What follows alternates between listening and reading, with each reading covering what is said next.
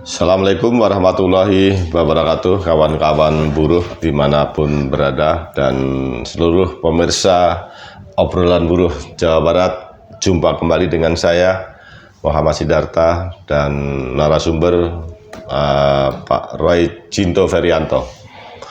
Obrolan buruh Jawa Barat kali ini akan membahas soal pasca putusan PT UN Bandung yang menolak gugatan buruh Jawa Barat terkait upah minimum kota kabupaten se-Jawa Barat tahun 2022. Saat itu kita melakukan aksi tanggal 16 Juni 2020, tapi kita hanya dapat yang namanya amar putusan atau sidangnya melalui EKOT. Oleh karena itu akan kita konfirmasi pada pihak penggugat apakah sudah dapat salinannya. Mari kita ikuti bersama-sama.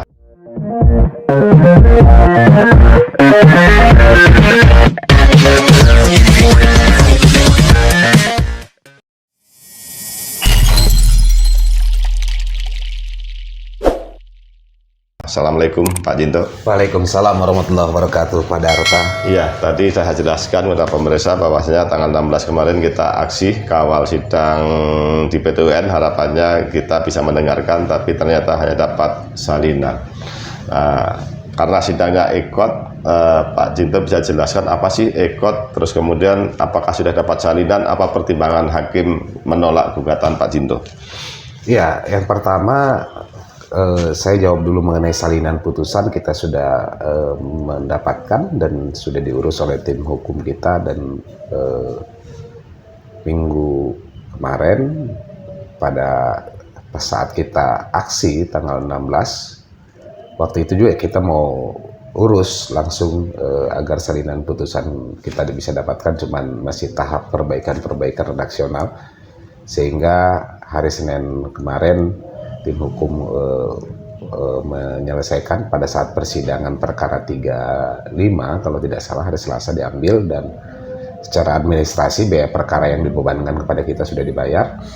Dan IKOT itu sebenarnya persidangan elektronik, jadi Mahkamah Agung membuat sebuah aturan mengenai persidangan bisa dilakukan secara elektronik melalui IKOT. Jadi IKOT itu persidangan elektronik yang masing-masing advokat itu mendaftarkan diri di IKOT. Jadi sehingga dia bisa mengakses ketika dia mau bersidang atau daftar gugatan, dia melalui IKOT. Dan memang tujuannya sebenarnya bagus, adalah untuk menghindari para pihak ketemu dengan majelis hakim atau panitera. Tapi dasar hukumnya ada nggak Pak IKOT itu, atau hanya SE saja? Sebenarnya hanya surat edaran Mahkamah Agung, surat edaran Mahkamah Agung, sehingga dalam rangka untuk mempercepat proses persidangan. Kan kalau perdata itu gugat-menggugat, jawab-menjawab itu kan sebenarnya hanya menyerahkan replik dukti kan gitu.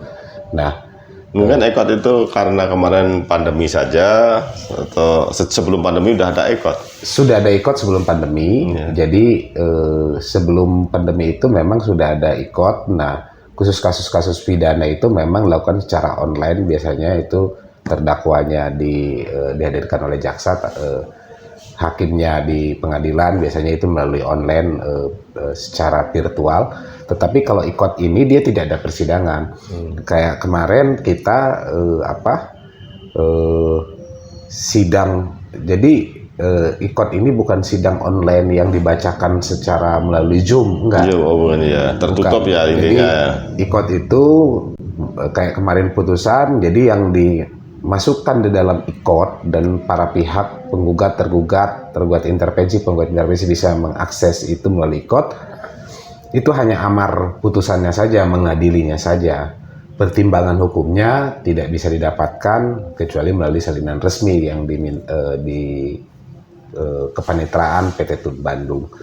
Jadi sebenarnya kita berharap kemarin pada saat sidang tanggal 16 agenda putusan itu, kita 2 minggu sebelumnya kita sudah mengajukan surat ke Ketua Pengadilan agar perkara nomor 11 yang kita sebagai penggugat itu dibacakan terbuka untuk umum. Tetapi hakim penjelasan waktu kita tanggal 16 ketemu dengan bidang humas, dengan Humas dan Sekretaris PT Tun menyampaikan bahwa mereka terikat dengan surat edaran Mahkamah Agung tentang proses persidangan melalui elektronik, yaitu melalui e-court, sehingga yang bisa dimungkinkan itu hanya bukti dan pemeriksaan saksi maupun ahli bisa secara terbuka untuk umum.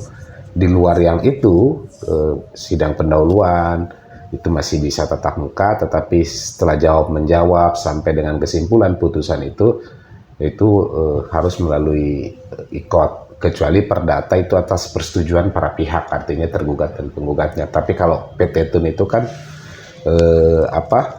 tergugatnya itu adalah gubernur, sehingga artinya mau tidak mau mereka terikat dengan SEMA yang dikeluarkan oleh Mahkamah Agung dalam proses persidangan secara elektronik.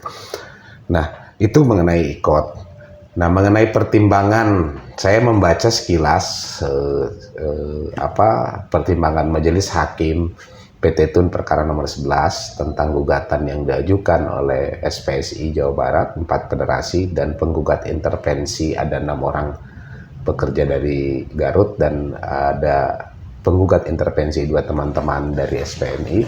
Saya membaca pada pokoknya pertimbangan Majelis Hakim itu adalah bahwa Majelis Hakim PT Tun Bandung khususnya perkara nomor 11 menyatakan bahwa Undang-Undang Cipta Kerja itu masih berlaku, sehingga PP 36 secara otomatis masih berlaku juga, dan sehingga itu yang menjadi dasar rujukan untuk penetapan upah minimum tahun 2002. Dan ketika gubernur menetapkan upah minimum berdasarkan PP 36, maka menurut Majelis Hakim itu tidak menyalahi aturan, karena pendapat Majelis Hakim bahwa Undang-Undang Cipta Kerja walaupun dinyatakan inkonstitusional bersyarat, dalam amar ketiga dinyatakan tidak mempunyai kekuatan hukum mengikat, tetapi di amar keempat mereka mengutip masih dinyatakan berlaku, dan Majelis Hakim hanya berpegangan terhadap amar putusan nomor 4 saja. Iya, artinya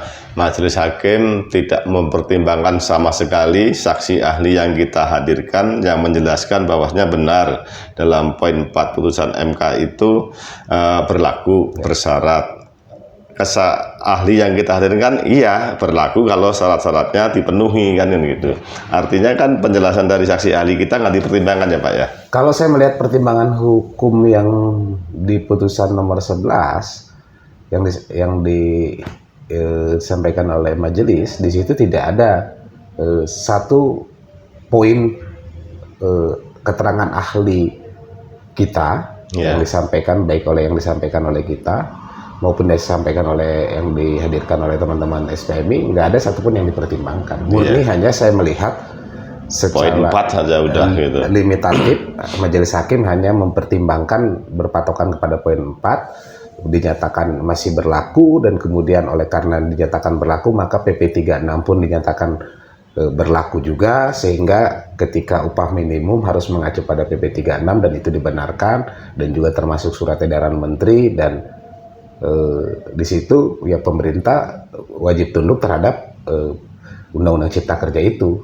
pendapat Majelis Hakim yang saya baca. Dan yang kedua, dalam hal dampak program strategis yang berdampak luas, bahwa Majelis Hakim berpendapat di situ bahwa yang tidak diperbolehkan itu menerbitkan peraturan pelaksanaan yang baru, kan gitu. Jadi ada penafsiran yang berbeda antara penafsiran Majelis Hakim di perkara nomor 11, dan kan sebenarnya di poin 7 nggak ditulis juga membuat regulasi, bukan kebijakan baru yang berdampak luas. Jadi itu saja kan. Kalau amar putusan ketujuh itu menangguhkan program strategis nasional dan yang berdampak luas dan tidak boleh menerbitkan peraturan pelaksanaannya. Nah, sebenarnya ada dua makna itu. Pertama, nggak boleh mengeluarkan nggak boleh juga, pelaksanaannya nggak boleh juga gitu ya. Jadi kebijakan yang berdampak luas itu nggak boleh, kemudian apalagi menerbitkan peraturan pelaksanaan setelah putusan MK, maksudnya tidak boleh menerbitkan PP, Perpres, dan yang lain-lain. Nah, yang menarik, di hari yang sama, tanggal 16 itu, ada 2 putusan PT Tun. Yang pertama adalah PT Tun Bandung yang nomor 11, dan ada perkara Gorontalo juga, Iya. gugatan UMP, dan ada dua pertimbangan majelis hakim yang berbeda. Gitu kan saya melihat, saya membaca dua putusan tersebut, ya memang majelis hakim bebas untuk menafsirkan atau memberikan pertimbangan hukum sesuai dengan keyakinan masing-masing majelis. Tetapi paling tidak ini menjadi menarik dalam hal kalau kita melihat dalam hukum. Ternyata beberapa majelis hakim seperti di Gorontalo menafsirkan bahwa Undang-Undang Cipta Kerja itu tidak punya kekuatan hukum mengikat lagi, tidak punya daya ikat. Nah, di PT Tun Bandung majelis hakimnya menyatakan bahwa itu masih berlaku dan masih mengikat. Jadi ini memang menarik, perlu kajian yang mendalam. Iya. Ya itu untuk akademisi pasti menarik, apalagi yang mengejar sekolah lagi sampai tingkat ahli ya Pak Jinto. Tapi dengan peristiwa Majelis Hakim PT Tun Bandung menolak, sikap Pak Jinto, pendapat Pak Jinto apa? Ya, pertama tentu kecewa tentu gitu, tapi sudah pasti. Ya. Sudah pasti. Dengan pertimbangan tadi apa kira-kira?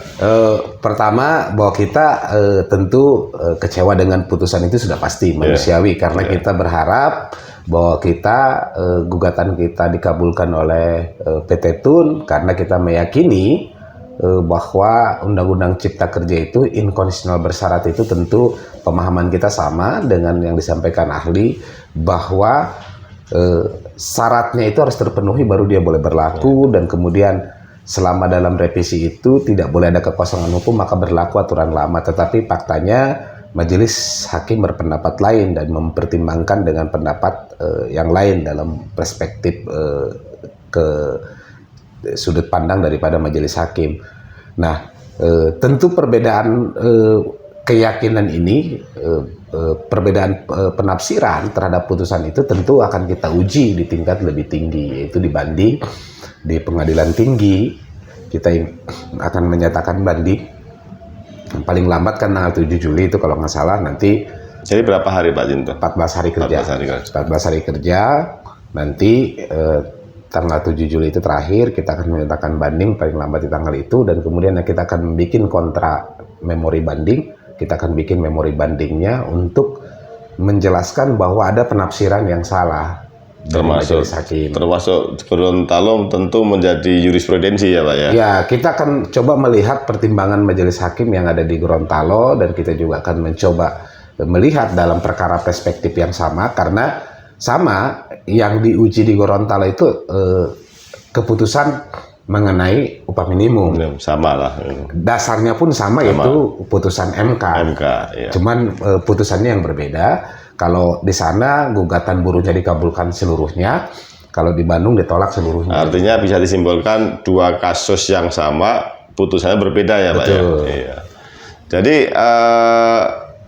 yakin Pak Jinto akan melakukan banding? Yakin, pasti jalan satu-satunya banding kan. Kalau tidak banding, putusan ini akan ingkrah. Nah, kalau akan banding 14 hari akan ingkrah putusannya. Apa yang diharapkan seluruh anggota Pak Jinto dan buruh Jawa Barat, silakan sampaikan pesan-pesannya, harapannya Pak Jinto. Ya, kita yang pertama khususnya buat keluarga besar KSPSI Jawa Barat, yang pertama mari kita bersatu karena perjuangan kita ke depan semakin berat. Baik itu upah 2022 maupun menghadapi upah 2023 dan perjuangan-perjuangan lainnya. Dan secara umum kepada kaum buruh, khususnya teman-teman yang belum berserikat, yuk kita berserikat, karena bagaimanapun tentu dengan adanya serikat pekerja sebagai wadah perjuangan, sebagai wadah untuk menyampaikan aspirasi, menjembatani segala aspirasi teman-teman buruh, tentu sangat penting. Kita yang berserikat saja, kemudian yang berjuang saja belum tentu berhasil kan gitu, apalagi tidak terbayang teman-teman yang tidak berserikat bagaimana kan gitu. Oleh karena itu mari kita bersama-sama memperjuangkan buruh ke depan, khusus hanya kepentingan kaum buruh tanpa ada kepentingan-kepentingan yang lain. Ya, terima kasih. Baik Pak Jinto, terima kasih. Kawan-kawan buruh dimanapun berada, itulah peristiwa yang patut untuk kita ikutin. Ada persoalan dua hal yang sama, satu di Bandung, satu di Gorontalo, tapi hasilnya bisa berbeda, kasusnya sama, dasarnya juga sama, tapi putusannya berbeda. Sangat menarik, dan Pak Jinto menyatakan kita akan banding untuk buruh Jawa Barat. Oleh karena itu mari kita jaga persatuan, pesannya kan gitu. Karena bersatu pun kita masih bisa belum berhasil, tapi belum kalah ini karena masih ada kesempatan untuk banding, bahkan sampai kasasi, sampai inkrah, masih panjang perjuangannya. Mari kita perkuat persatuan kita, kaum buruh di Jawa Barat. Semoga nanti di banding kita bisa dimenangkan. Demikian, jangan lupa subscribe, like, serta luaskan dan kasih komen supaya tetap bisa mengikuti channel Obrolan Buruh Jawa Barat, bahkan bisa meningkatkan channel ini bisa berkembang pesat dan maju sebagai channel kita semua ya, bagi kaum buruh, yaitu Obrolan Buruh Jawa Barat. Demikian, terima kasih atas perhatiannya. Wassalamualaikum warahmatullahi wabarakatuh. Terima kasih Pak Cinto, nanti kita ngobrol lagi yang lain. Siap. Terima kasih.